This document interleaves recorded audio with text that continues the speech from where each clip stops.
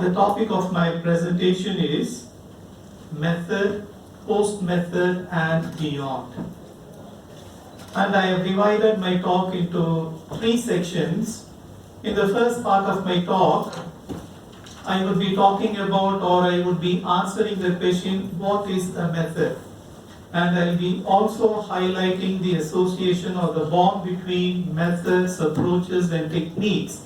And I will also very briefly talk about how to classify the various methods. And I would wrap up the first section of my presentation with the question, what is wrong with the methods? So this would constitute the first part of my lecture. And in the second part of my lecture, I would be extensively referring to the book on post methods by Kumara Vadivelu, particularly chapter 2, where he talks about what is post method. So that would be the second section of my presentation. And in the third section of my presentation, I would be talking about 5 micro strategies that could be usefully employed in our own classroom. So this is roughly the outline of my presentation. Now, ladies and gentlemen, whenever we talk about methods in the context of ELT, we refer to 3 books. All of us are very familiar with these 3 books, considered canonical texts in the domain of ELT. We normally start with the book by Larson and Freeman, which was published in 1986, and the title of our book is Techniques and Principles in Language Teaching. So this was in 1986 and the book was published by OUP. Now in the same year, CUP, Cambridge University Press, this was again in 1986, came out with another very useful canonical book extensively used in India. And this book was by Richards and Rogers, and the title of the book is Approaches and Methods in Language Teaching. So those of us in the domain of ELT, we are very familiar with these 2 canonical books, the book by Larson Freeman and the book by Richards and Rogers, and both were published in the year 1986. Now in 2003, let us move away from England and come to India. One of our own professors, formerly at CIE, M.L. Tikko, in 2003, he came up with a book with the title Teaching and Learning English, a source book for teachers and teacher trainers. Now, unlike the book by Larson and Freeman and unlike the book by Richards and Rogers, this book doesn't talk about methods in all the pages of the text. There is one chapter, I think it is the penultimate chapter, which talks about the various methods, but it is a wonderful analysis of the different methods. And what I like about this book, particularly this chapter which talks about, which delineates and which critiques the various methods in ELT, is that he gives an Indian perspective or an Indian insight. So dear friends, these are the 3 books. Of course, there are other books, and Dr. Kevin will be more familiar than me with the other books that talk about methods. But then for any student of ELT, these are the 2 books, the book by Larson and Freeman and the book by Richards and Rogers. And from the Indian context, the book that was authored by M.L. Tikko. So these are the 3 main resources as far as the methods in ELT are concerned. Now in 2003, there was a paradigm shift, and that was the book by B. Kumara Vadivelu, and that was brought out by Yale University Press, and the title of the book is Revealing and Insightful. Look at the first part of the title. The title is Beyond Methods. So this is the major part of the title, and the subtitle of the book is Macro Strategies for Language Teaching. I'll be talking about this book extensively. In particular, I'll be referring to the second chapter of this book. But originally, this was an article published by Dr. Kumara Vadivelu, and that was in 1994. But later, he consolidated his findings and he added a little more insights and theories and made it out into a book, and that was in 2003. So when we talk about methods and when we talk about post methods, so these are the 4 sources that are available to us. The book by Larson and Freeman, the book by Richards and Rogers, and from the Indian context we have the book by M.L. Tikko, And when it is a question of post methods, we have the book, the wonderful book by Dr. Kumara Vadivelu. Now, dear friends, as I said earlier, in the first section of my presentation, I would like to talk about 4 aspects. I would like to raise 4 questions, and I would like to answer 4 questions. So the first question is, what do we mean by methods? And the second question, what exactly is the bond, or what exactly is the connection or the association between an approach, a method and techniques? Because not many of us are very clear about what exactly distinguishes, let us say, an approach from a method or an approach from technique. So I would like to throw some light on it. Then what are the various methods that are available to us, and how do we classify or how do we categorize the different methods? And in the presidential address, Dr. Ajay Kumar made a mention of a growing dissatisfaction with the various methods. So why this dissatisfaction, and what next? So these are the 4 questions that I would like to answer. So the first question, when it comes to the question of defining what a method is, what exactly do we mean by a method? Okay, I would like to take the help of Richards and Rogers, and I would also like to take the help of Larson and Freeman. Now there is a quotation from Richards and Rogers where they talk about 4 aspects or 4 dimensions or 4 facets, and please allow me to read that. The first sentence goes like this: a method refers to a specific instructional design or system based on a particular theory of language and of language learning. So in other words, whether you're going for the grammar translation method or the direct method or Suggestopedia, behind every method there is a theory of language and there is a theory of language learning. And this is what Richards and Rogers highlight. Number 2, the sentence reads like this: it contains detailed specifications of content, roles of teachers and learners, and teaching procedures and techniques. Now, if you look into each method, it tells you, okay, you are a teacher, so this is how you should behave in the classroom. You are a learner, this is how you should conduct yourself in the classroom, and these are the instructional materials. So what to do? And this is provided by the term method. Sentence number 3, talking about methods, Richards and Rogers write, it is relatively fixed in time and there is generally little scope for individual interpretation. Later we will be answering this question. Why are we not satisfied with the methods? Why is there a growing dissatisfaction with the methods? And this is one of the reasons. It is a top-down approach.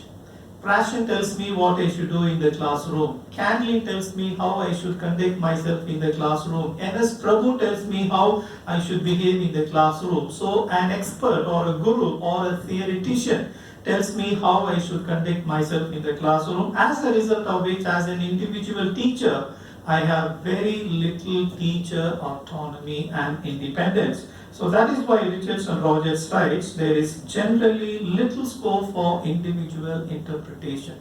Of course, I can improvise, but then I do not have much teacher autonomy if I subscribe to a particular method. Now, the 4th dimension or the 4th facet, the teacher's role is to follow the method and apply it, look at the word, precisely according to the rules. Okay, so if I am a practitioner, I tell you, did you follow the method? Did you follow it meticulously? Did you follow it scrupulously?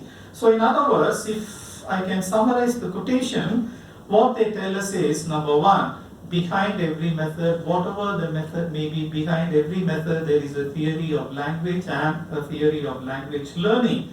And a method tells you what exactly you should do in the classroom, whether you are a student or a learner. And in all methods, the approach that is adopted is, it is a top-down approach with very little space for the teacher. And the last one is, you have to adopt the method scrupulously and meticulously, and this is Richards and Rogers. Now from Richards and Rogers, I would like to move on to Larson and Freeman. I would like to quote 2 sentences wherein she describes what a method is. Now the first quotation, talking about a method, Larson and Freeman writes, it is not a formulaic prescription, but rather a coherent set of links between principles and certain techniques and properties. This is on page 12, and the following page he writes, a method is a coherent set of, she uses a hyphenated expression, thought in action links. Look at this phrase, thought in action. So there is a theory behind it, and it doesn't stop with theory. The theory is extended to practice and application. So this is how Larson and Friedman would define what a method is. Now, having answered the question, what exactly a method is in the context of EFT, I would like to move on to the second question, because particularly many students are confused with the bond or the association between, we have three terms, an approach, a method, and a technique. So what exactly is the connection between these three terms? Now, this is how I remember it, some heuristics. Okay, so I go by the alphabet. So A comes first, then M, then T. So you start with an approach, next is method, and next is techniques.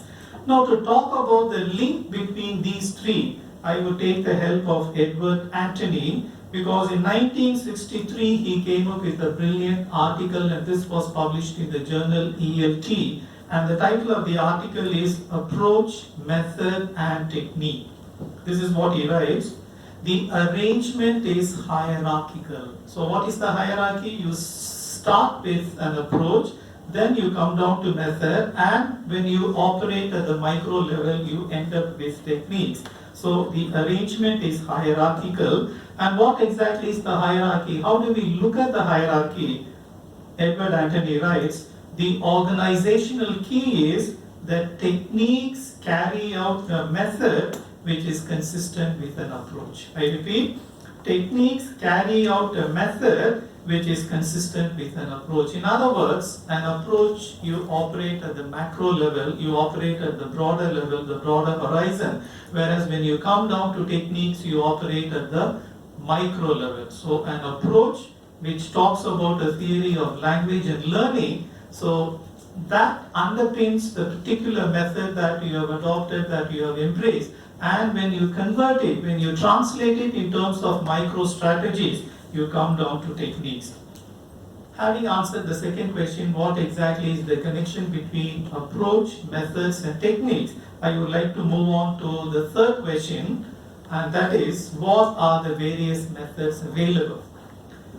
Now, this is not the time and this is not the platform to talk about all the existing methods. So once again, I would like to go back to the book by Kumara Vadivelu, where he says there are various methods, but then the 11 canonical methods or predominantly followed methods, according to Kumara Vadivelu in his book. Of course, you can go to Richardson Projects, you can go to Larson and Freeman, you can go to M.L. Tikku. They talk about other approaches as well. But then the major approaches, they are 11 in number. So what are the major approaches?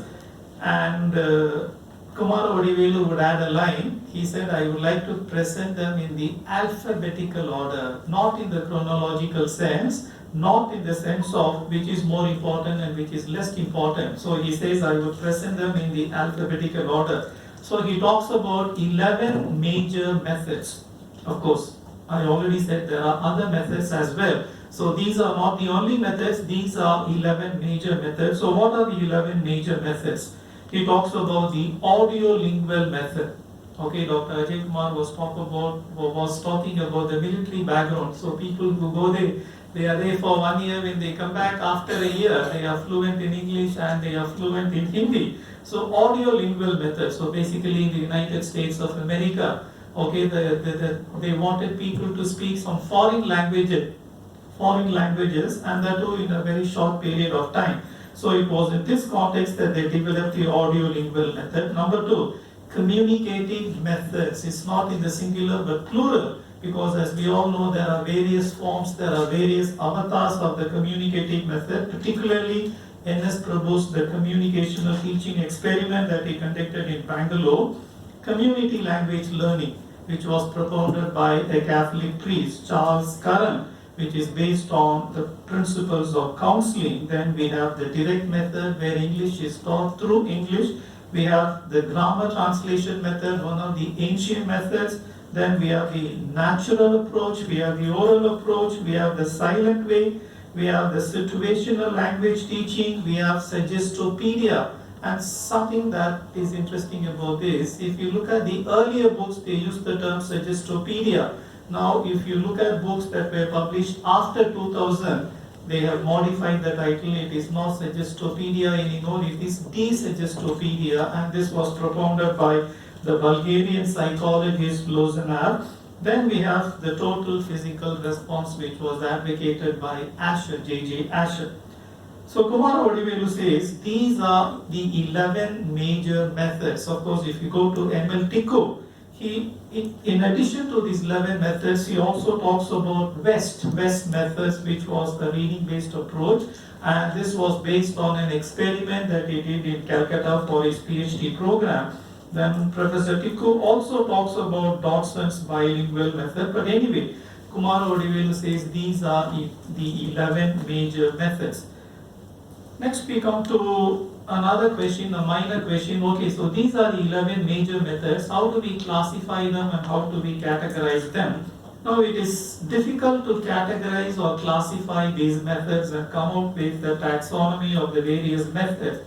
But different people have attempted to classify or to categorize. Now if you go to M.L. Tikku, somewhere he makes the mention that these methods could be classified under 3 categories, or he uses 3 labels. The first category, according to M.L. Tikku, would be the early methods. And what are the early methods? Of course, whenever we talk about grammar translation, whenever we talk about the direct method, we know like chronologically they came up first. So they would be the early methods. Then when we talk about Asher's total physical response or the Bulgarian psychologist de-suggestopedia, we know they could be classified under humanistic methods, where you create a humane ambience or atmosphere which would facilitate language learning. And if you go to Tikku, he also talks about the later methods, particularly task-based language learning, with an explicit reference to Professor N.S. Prabhu's Bangalore project. So this is the methodology that would be adopted by M.L. Tikku. So he would classify methods using 3 labels. He would talk of the early methods, he would talk of the humanistic methods, and he would talk of the later methods. Now what I find is, I think another methodology to classify the various methods would be, you can talk of prescriptive methods and descriptive methods. Like grammar translation would be a prescriptive method because it tells you, it instructs you what you should do and what you should not do. So one convenient label would be to talk of prescriptive methods, and you also talk of descriptive methods. Okay, so whenever you talk of any experiment in CLT, particularly when you talk of the Bangalore project, which was communicational teaching project largely based on tasks, I think that was descriptive. Anyway, now there is one more point with regard to the classification of methods. If you go to Dr. Kumara Vadivelu, he would talk of 11 major methods in his book Beyond Methods, and he would also talk of classifying or categorizing these 11 methods under 3 labels, under 3 categories. So how does Kumara Vadivelu classify the 11 methods in ELT? This is the taxonomy that was adopted by Kumara Vadivelu. He talks of language-centered methods, learner-centered methods, and learning-centered methods. I repeat, language-centered, language-focused, language-oriented methods, learner-centered methods, and methods which revolve around language learning itself. Okay, I'll give you some additional points. Now the first one is language-centered. Now whenever we talk about ELT, we invariably come up with a dichotomy. Okay, there are many dichotomies, and one of the key dichotomies is, as a teacher, should we focus on form or should we focus on meaning? Now if you go to grammar translation method, the focus would be on form. Whereas in the context of CLT, the focus is on meaning. So this is one of the key dichotomies in the domain of ELT. Now Kumara Odivelu would tell us, learning-centered methods, they focus on form and not meaning. And he also writes, it treats language learning as a linear additive process, and language items are to be taught from simple to complex. So this is the first category, language centered. If I can sum it in one word, it is form focused. We come to the second category. The second category would be learner centered methods. While the first category of methods, they zeroed in on form, the second category would focus on meaning, and Kumara Odivelu would write, they aim at making learners grammatically accurate and communicatively fluent. We go to the third, the last one, learning-centered methods. Okay, so it was language-centered, learner-centered, and the third category is learning-centered. And here he writes, language is best learned when the learner's attention is focused on understanding. What exactly he means by this? Okay, you take a puzzle or you take a problem solving activity. Now what happens is, if it is interesting, if the activity is interesting, the learners are so involved in the activity or engrossed in the activity, they forget about language because their focus, their attention is on the task that is given to them. So without their conscious awareness, they produce language. So this is exactly what he means by this. Okay. So dear friends, I have talked about the 11 major methods, and I have also talked about how NLTQ, how Kumara Odivelu, how they have classified the 11 methods. Now we come to an important question. Okay, we have 11 methods, we have more methods. Okay, so maybe 15 to 20 if we add up all the methods. Okay, so naturally, we would like to raise this question, which is the best method? Okay, so maybe in the singular or maybe in the plural. Okay, which are the 2 best methods or which are the 3 best methods? Okay, I mean, this is a very appropriate question and this is a very relevant question, because if the answer is, if the method is not very good, if the method is not very productive, I needn't use it in my classroom. So why should I adhere to it? Why should I practice it? But on the contrary, if it is a very good method, if the method produces results, if it is very productive, then obviously I would like to use it in my classroom. So therefore this is a very relevant, a very pertinent question. So you can raise it in the singular, sorry, you can raise it in the plural also. So in the singular, what is the best method? Or in the plural, okay, name 2 very good methods, or name 3 very productive methods. Now there is no answer to this question.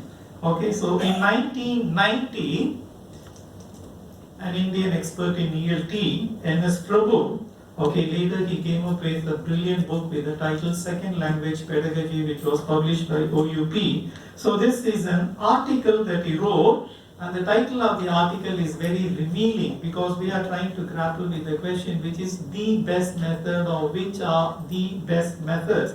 N.S. Prabhu wrote an article somewhere in 1990. The title of the article is, There is no best method. Why? Okay, and he writes in the article, the search for the best method is ill-advised. Okay. Now we have raised a question, which is the best method or which are the best methods or the most productive methods? And the answer is, we do not have any best method. Maybe some of you are not very happy, not very satisfied with this answer. They should be. They should be, I mean, if you have to grade the 11 methods or the 15 methods or 20 methods, I am sure we will grade them as, okay, good or bad or very good or very bad. Okay, you can give it a try. Okay, so we expect some answer, because we have raised a question, which are useful methods, which are productive methods, which are methods that I can use it in the classroom. Okay. So it is in this context that Professor Tikku writes, we cannot answer this question. What is the question? Which is the best method in a categorical sense, in an imperative sense? Why? He says, you look at all methods, they sprang from a particular context, out of a particular need. So every method is context specific, location specific. In that sense, you cannot compare method A with method B, as a result of which the question of which is better and which is more fruitful, which is more productive does not arise. Please allow me to read one paragraph from Professor M.L. Tikku. This is revealing and this is very insightful, and this is against the backdrop of answering the question which is the best method as far as ELT is concerned. So Professor Tikku writes, because language teaching methods are embedded in the culture, politics and value systems of their respective times, places and circumstances, I want you to focus on the word, they are embedded, they are situated, they are contextualized. It becomes counterproductive to study or evaluate them away from those contexts, the context which gave birth to these methods. He continues, an important inference to draw from that understanding is that methods that prove themselves in one set of conditions and one set of goals need not necessarily work equally in others. Okay? Why? It is very obvious. This particular method, it came out of this situation. Okay, so there was a need, so there was a lot of theorizing, and out of this theorizing, a particular method emerged.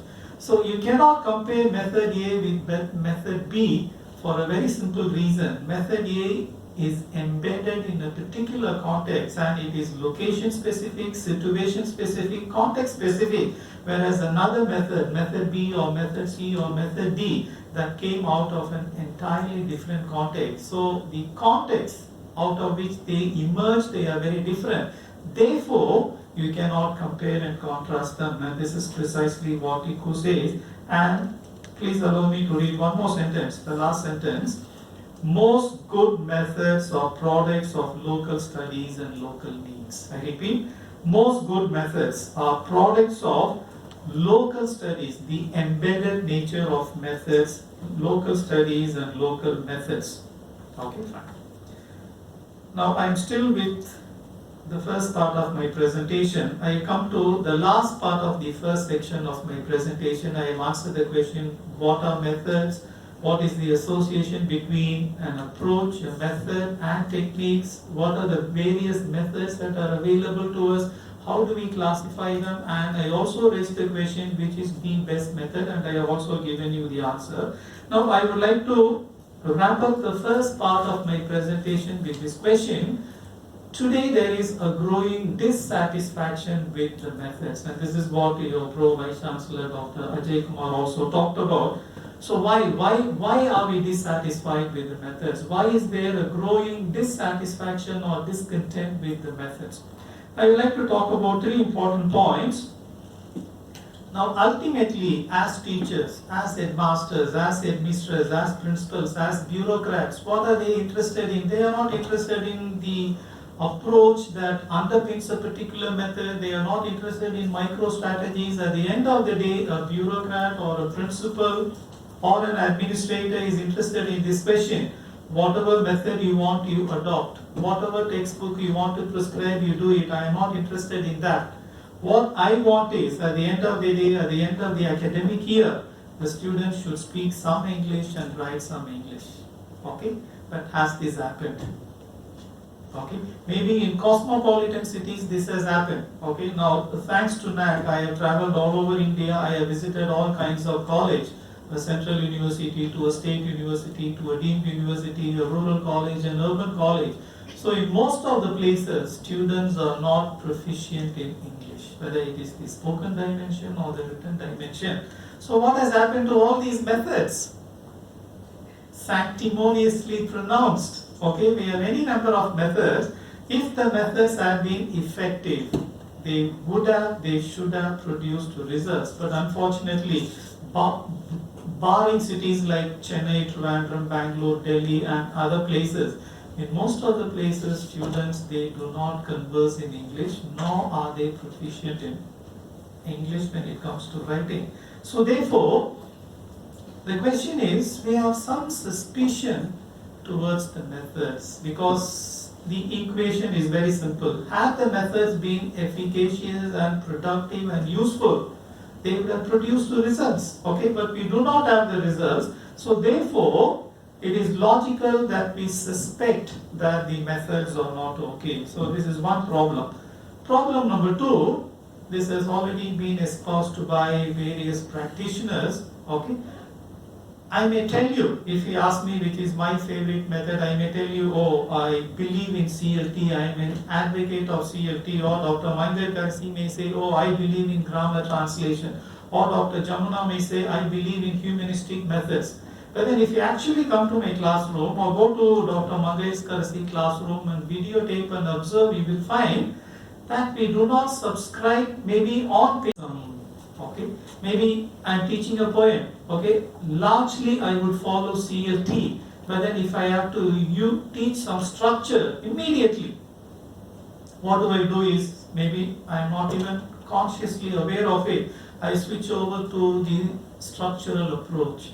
Okay, and if I am stuck with a particular phrase and I am unable to convey the meaning to a particular student, what do? I switch over to the grammar translation method. So which means, even though I may believe in a particular method or in a particular approach or strategy, what exactly I do in my classroom is I think on my feet, I improvise, and what I do is I borrow from different methods, maybe consciously, but most of the time not unconsciously, and this is how we grow as teachers. So therefore, the question of which is the best method does not arise, because on paper we may subscribe to a particular theory, but when it comes to actual practice, we may be practicing not just one method but many methods. Okay, so but then here we have to make a distinction. So what does eclecticism mean? And no expert advocates an eclectic method, just as grammar translation is a method, suggestopedia is a method, community language learning is a method. Nobody advocates or nobody propounds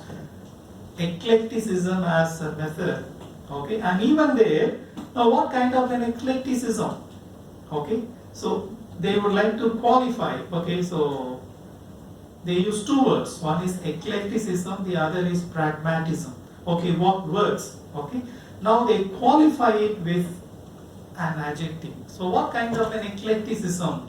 It is a principled eclecticism. What kind of a pragmatism? It is a principled pragmatism. In other words, later if you ask me, okay, you subscribe to CLT, but then you also use the grammar translation method. Why did you do it?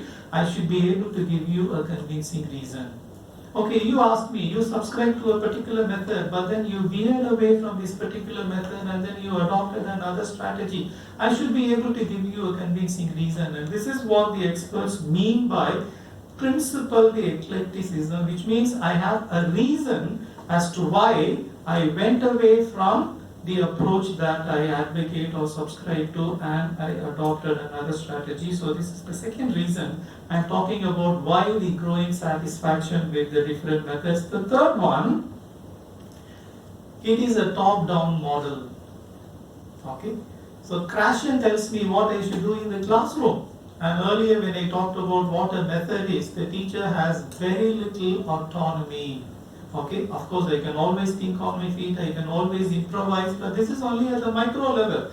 Otherwise, a large part of what I do and what I believe in has been given to me by expert or by guru. Normally, somebody in UK or somebody in USA. So which means, as an Indian teacher, as a teacher operating in an Indian classroom, whether it is at the school level or the college level or the university level, now can't I theorize?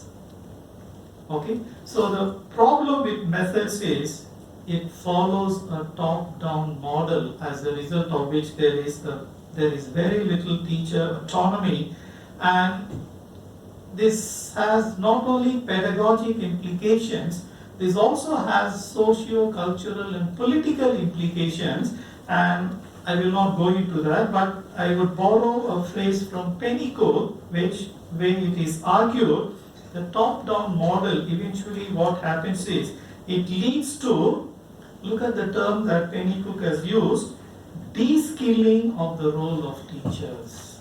Okay, so not just the pedagogic implication, but also the political implication. So dear friends, I know I have taken a lot of time.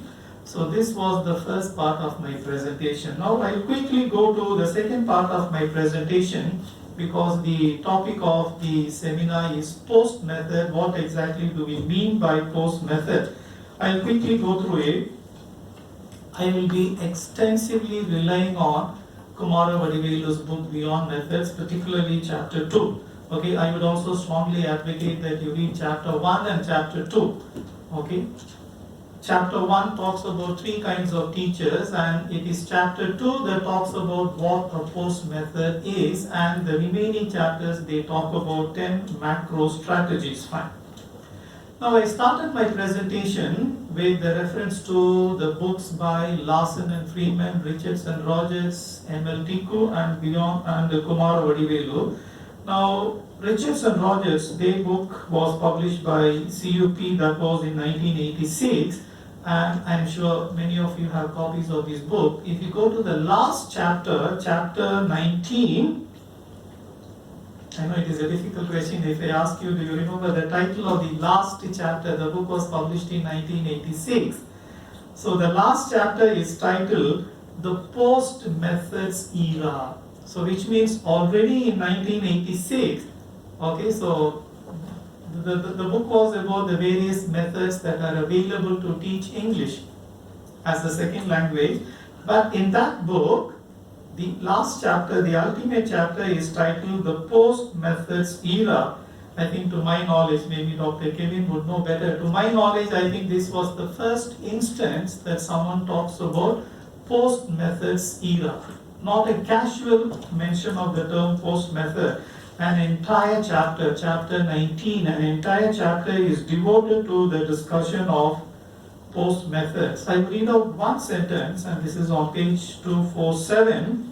Richards and Rogers write in chapter 19, some spoke of the death of methods and approaches, and the term post methods era was sometimes used. Okay, so one of the earliest mentions of the term post method. So this was in the year 1986, and this was in the ultimate chapter of the book by Richards and Rogers. Okay, but the term gained a lot of currency and a lot of circulation only after the article by Kumara Vadivelu in 1994, and later when he published his book in 2003, and the title of the book is Beyond Methods. Okay, so it is only after the publication of the book that the term post method became very popular. Okay, so now the question is, what exactly is post method? Okay. Now I would like to answer it in 2 ways. Okay, number one, whenever we talk of post method, we make a direct and an explicit reference to Kumara Vadivelu, because he is the one, okay, who has propounded the notion of the concept of what a post method is, and he has written a couple of articles, but more importantly, a full-length book on post methods, and that was published by Yale University Press. This is one meaning, one connotation of the term post method. But then I would like to give another meaning, another dimension, another interpretation to the term post method. Okay, so you play on the word post, you take it as a prefix, and it could also mean beyond. Okay, so there are 2 ways of looking at the term post method. One is, okay, so since it was Kumara Vadivelu who made the term famous, it is because of him that today we talk of post methods to a large extent, not exclusively though. Okay, so let us give the credit to Kumara Vadivelu and let us find out what he means by the term post method. Now there is another way of looking at the term post method, and that is, we have talked about the various methods, we have also talked about how to classify or how to categorize the methods. Now let us go beyond these methods, and this could also be suggested and signified by the term post method. Okay, but first we will rely on Kumara Vadivelu. If you go to chapter 2, chapter 2 is organized in 3 sections. First he talks about 3 attributes of the post method. Then he talks about 3 dimensions of the post method pedagogy, and he makes a mention of the 10 macro strategies that he suggests, and the rest of the book is all about the 10 macro strategies that he has suggested. So the first part of the second chapter talks about 3 attributes of the post method, and he also talks about 3 facets or 3 dimensions of the post method pedagogy. Now he gives us 3 meanings of the term post method. Okay. The first one,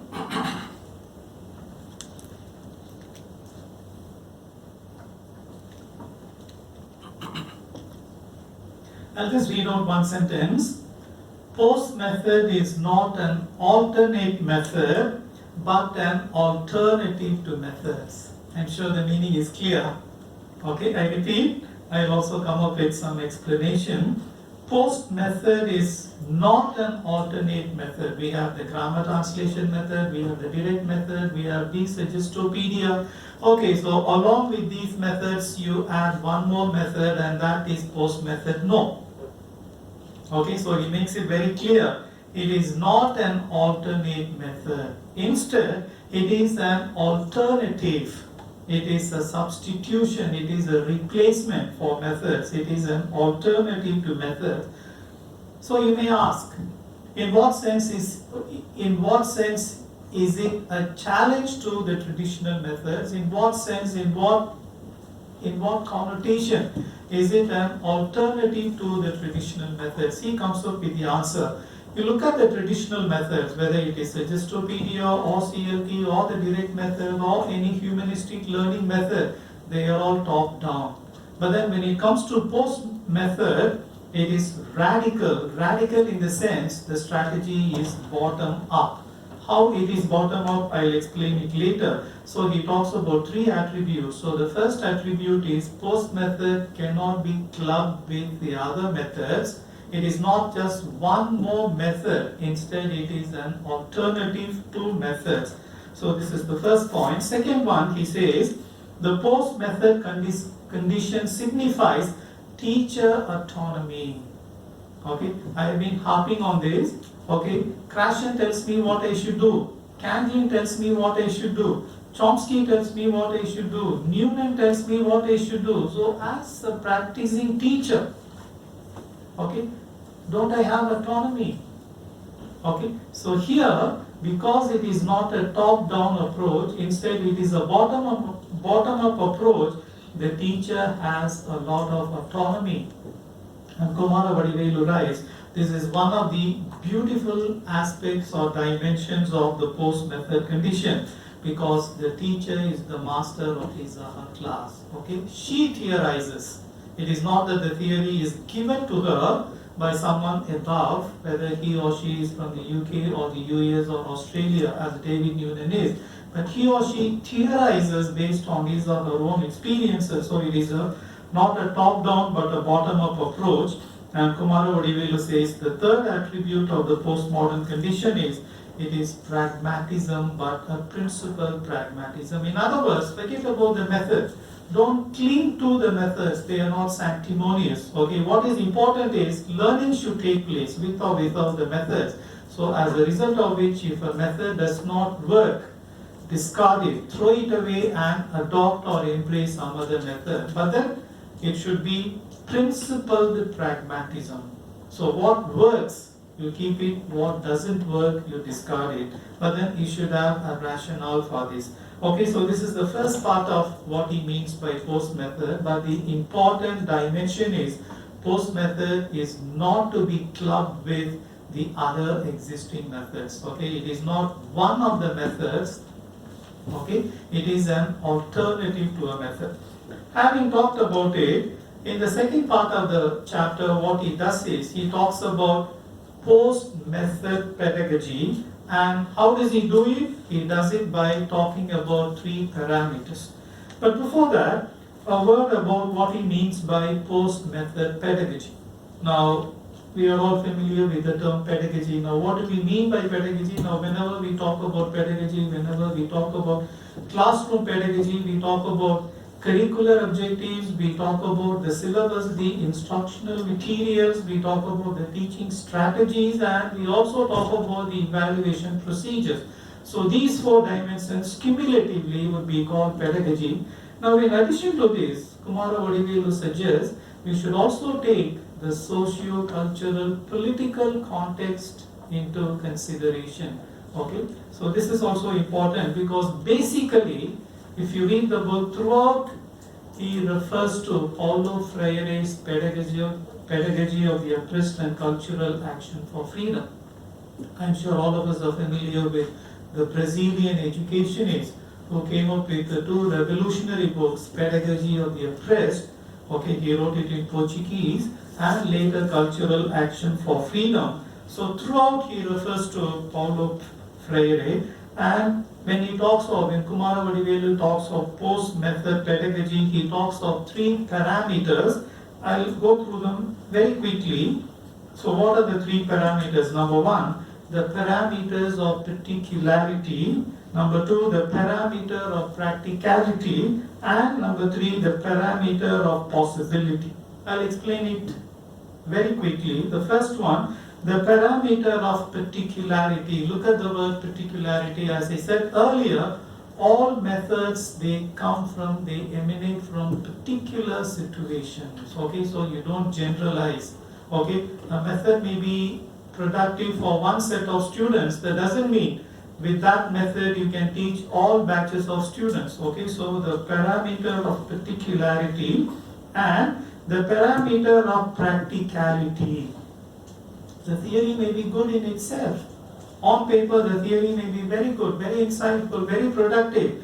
But if in my classroom, if it doesn't work, then there is no point in holding on to that particular theory. So the parameter of practicality, so wherein there should be a judicious synthesis of theory on the one hand and praxis on the other. Then the third one, he talks about the parameter of possibility, and it is here that he brings in the political dimension, where he argues that pedagogy is implicated in relations of power and dominance. Okay, so the first part he talks about what a post method is, and he clarifies it that it is not one of the existing methods, but it is an alternative to a method. And in the second part he talks about three pedagogic parameters, and in the rest of the book he talks about 10 macro strategies, and invariably experts have underlined two particular macro strategies. They are maximizing learner opportunities, I repeat, optimizing learner opportunities, and promoting learner autonomy. Okay, so this is the second part of my presentation. So in the first part of the presentation, I talked about methods, and I also answered the question, what is wrong with methods? Okay, therefore a shift to post methods. So in the second part of my presentation, I answered the question, what is post method? And I answered this question with a special and an explicit reference to Kumara Vadivelu. Now in the third part of the presentation, okay, I would like to share with you some of my own reflections and observations on post method. Okay, fine. Now basically I would like to clarify what exactly do I mean by the term post method, or how do I interpret or construe the term post method. As I said earlier, whenever we talk of post method, we can have two meanings, or the term can have two connotations. So one is, like, you give all credit to Kumara Vadivelu because he was the one who has extensively talked about and who has written about post method. So we are interested in what he has to say about post method. But then I said there could be another meaning, another connotation, and that is beyond. Post, the prefix could be interpreted as beyond. So going beyond method, so I would like to look at post method in the Kumara Vadiveluian sense, and also in the sense of, in the meaning of, in the connotation of beyond methods. And it is here that I would like to talk about 5 insights, okay? I mean, 5 insights or 5 strategies, particularly at the micro level. Okay, fine. Now, as a teacher, I strongly believe the charism of the teacher, the individual charism of the teacher, I think that is an important variable in any classroom, whether you teach maths or whether you teach chemistry or whether you teach English. But unfortunately, I mean, I have a reason to complain. Unfortunately, no textbook talks about the teacher. They want to talk about approaches, they want to talk about methods, they want to talk about strategies. But what about the charism, the charisma of the individual teacher? I mean, all of us have an experience, whether it is in English classes or chemistry classes or maths classes. Some teachers are magicians.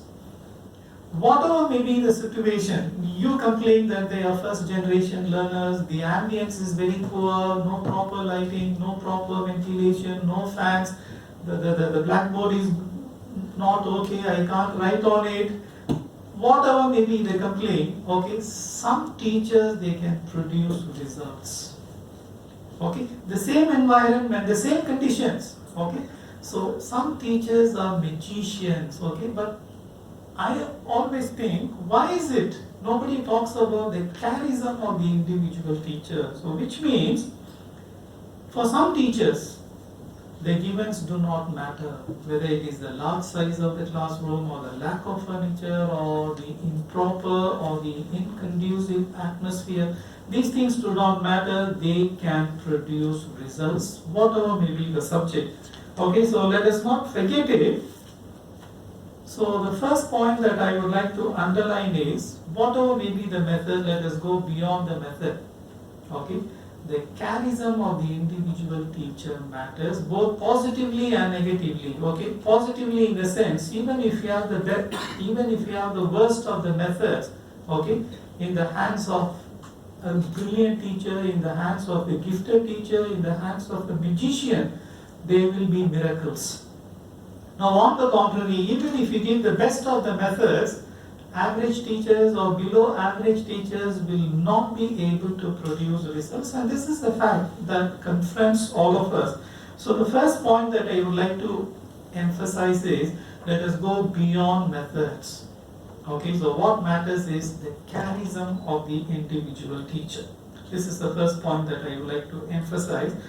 Now, number two, I strongly believe, okay, so we may advocate, we may be votaries of particular methods, but beyond that, what we should do is, we should do some action research. Now in the forenoon, I think there was a brilliant presentation by a man from Christian College, Chenganur. He talked about the flipped classrooms.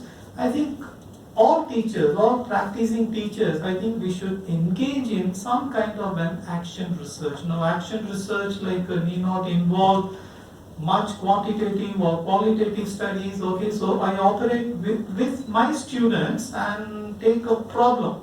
Okay, why is it in spite of my efforts, their pronunciation has not changed, their vocabulary has not changed, their syntax has not changed. So you try something out, and then maybe at the end of 2 months or at the end of 3 months you record, and then you convert it into an article.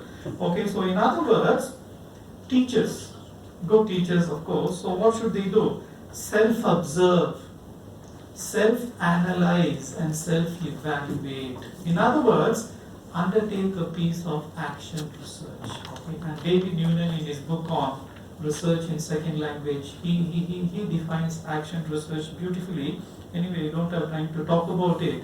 So whatever is the method, or you go beyond the method, you may be practicing grammar translation, you may be practicing CLT, whatever you may practice or whatever you don't practice, you forget about it. Okay? As teachers, you can take up some experiments at the micro level in your own classroom. Okay, so my students, a bunch of them have this particular problem, syntactical problem or lexical problem or grammatical problem. Now, how can I address it? So you think of some strategies at the micro level, you try it out, and then you find out if it succeeds or not. Okay, so if we can do this mini research in our own classrooms, whether we subscribe to a particular method or not, let us go beyond methods. These micro strategies will certainly help. So this is the second point. I have 3 more points, and please give me 5 more minutes, I'll finish it. Number 3, good teachers, what do? They do a lot of things, and one of the things is they promote learner autonomy.